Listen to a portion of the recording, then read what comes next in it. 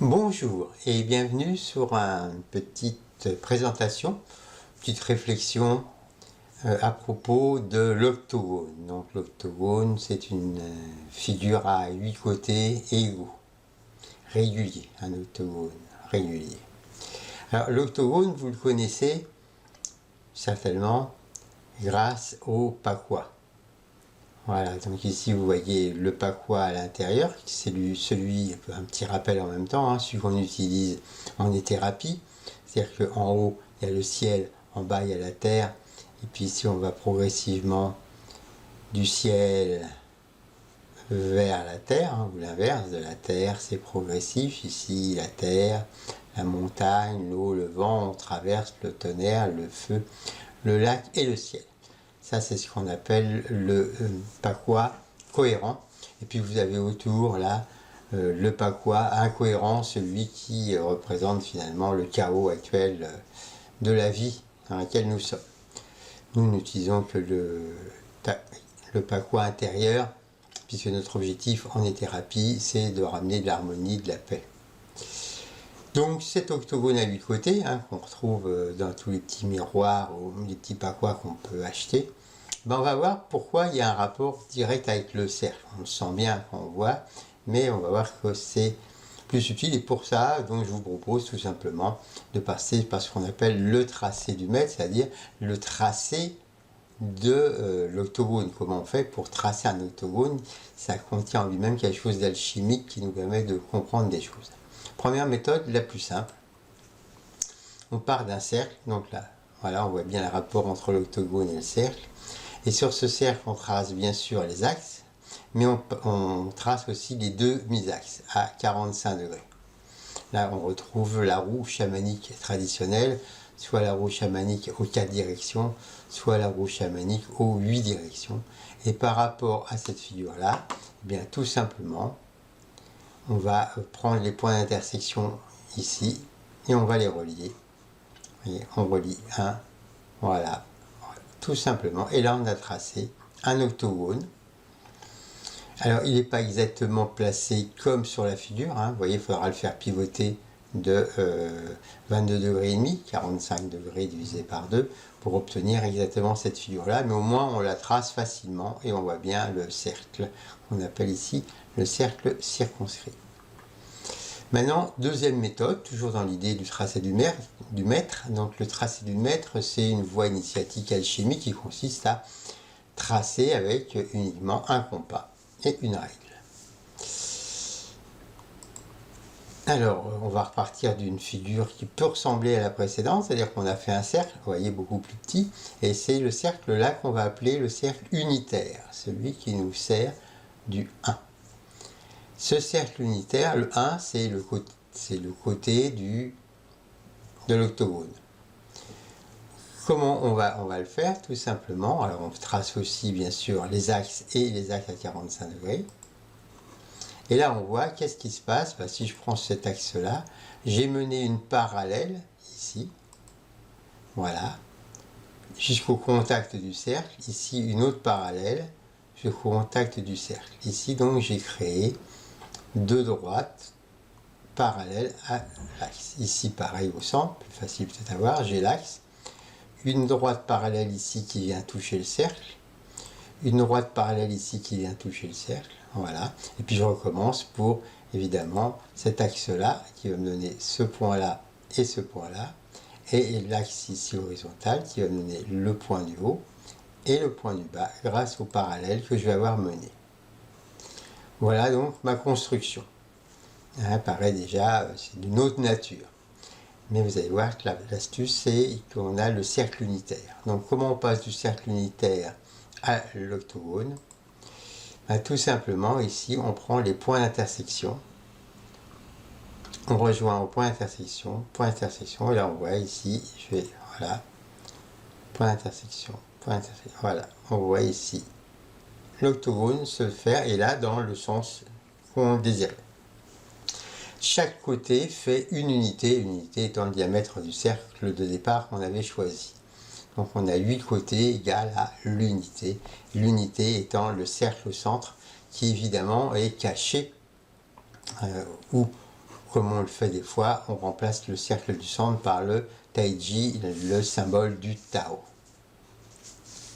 Voilà donc une deuxième méthode, toujours pareil, en géométrie sacrée, en géométrie alchimique, dans ce qu'on appelle le tracé du maître, pour obtenir cet octogone. Plus compliqué que la première, mais on voit qu'il y a un côté symbolique plus grand. Maintenant, on va passer sur une dernière forme.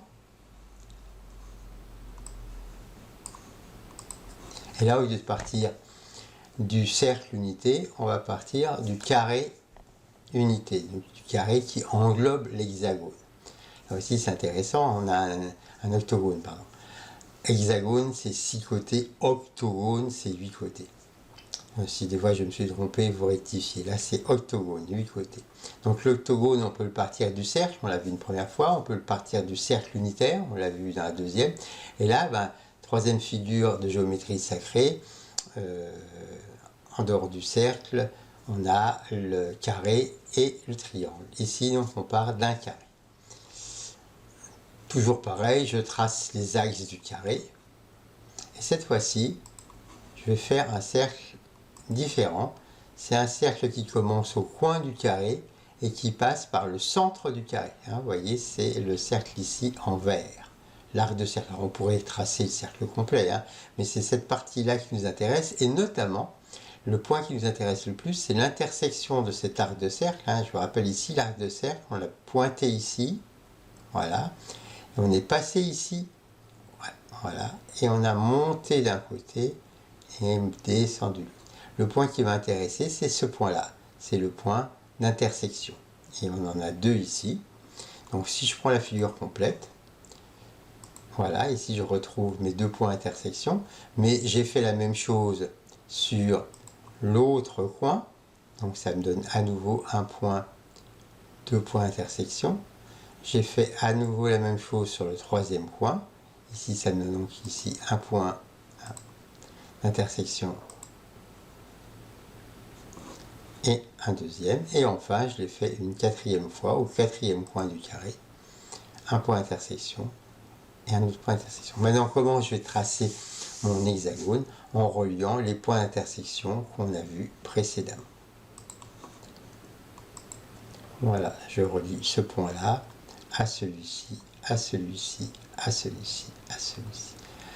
Et bien sûr, là, si j'efface, on ne verra plus ni le carré, ni les cercles qui pourtant sont présents symboliquement. Dans le tracé, tout à l'heure, on partait sur une base où le 1, c'était un côté. Ici, là, on part sur autre chose. On part d'un carré. C'est une autre façon de tracer et qui nous révèle d'autres choses, si on veut les rentrer plus loin dans la symbolique. Alors pour terminer l'octogone, on va tout de même passer par le côté mathématique. Donc ici, vous voyez en bleu, c'est donc ce qu'on appelle le cercle inscrit. C'est ce qui m'a donné tout à l'heure aussi mon carré. Le carré, il a comme côté la droite bleue.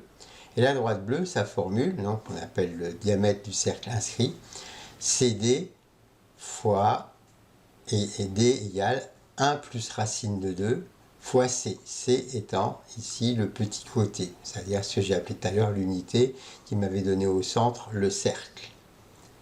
Donc ici, ce rapport 1 plus racine de 2, c'est 2,414 et il a la particularité de s'appeler le nombre d'argent. Donc vous connaissiez le nombre phi, le nombre pi, et là voilà un nouveau nombre, le nombre d'argent, 1 plus racine de 2, 2,414, qui fait partie des rapports qu'on peut trouver dans de nombreuses figures géométriques, surtout quand c'est des polygones, comme c'est le cas ici.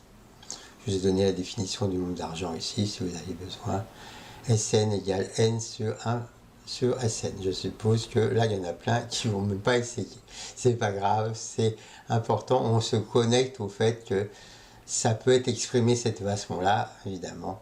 Ça n'a pas d'importance. Voilà, donc le racine de 2, certains le connaissent peut-être, c'est un 414. 1 plus racine de 2, 2,414 en général. On dit 2,414, on laisse tomber ce qu'il y a derrière. Voilà. Donc ici, le rapport entre le cercle inscrit. Et donc le cercle circonscrit, c'est celui qu'on avait utilisé en premier, le grand cercle extérieur avec les diagonales. Vous avez ici sa formule. Voilà, mais ce n'est pas un nombre particulier ici, le 2,613. Voilà, on a fait le tour. Donc j'espère que maintenant, quand vous serez au centre du Pakoua ou quand vous verrez un Pakoua, vous saurez que le cercle est partout présent, peut être présent d'une façon géométrique, d'une façon alchimique, d'une façon particulière, qui fait que même dans cette figure qui a un polygone à 8 côtés, on est déjà un petit peu dans le mystère de la quadrature du cercle. Il se passe quelque chose, le cercle est inscrit dans cette figure. Et le cercle est bien sûr le symbole de l'unité du 1 et en même temps de la multiplicité, puisque 3, 14, 159 est un nombre transcendantal, irrationnel et infini, un nombre générateur de l'univers, si on veut le voir comme ça. Voilà, j'espère que ce petit compte rendu sur une réflexion liée à l'octogone et le Pakoua et le cercle vous aura permis de faire des connexions utiles, même si certaines restent subtiles. Allez, au revoir. Ciao.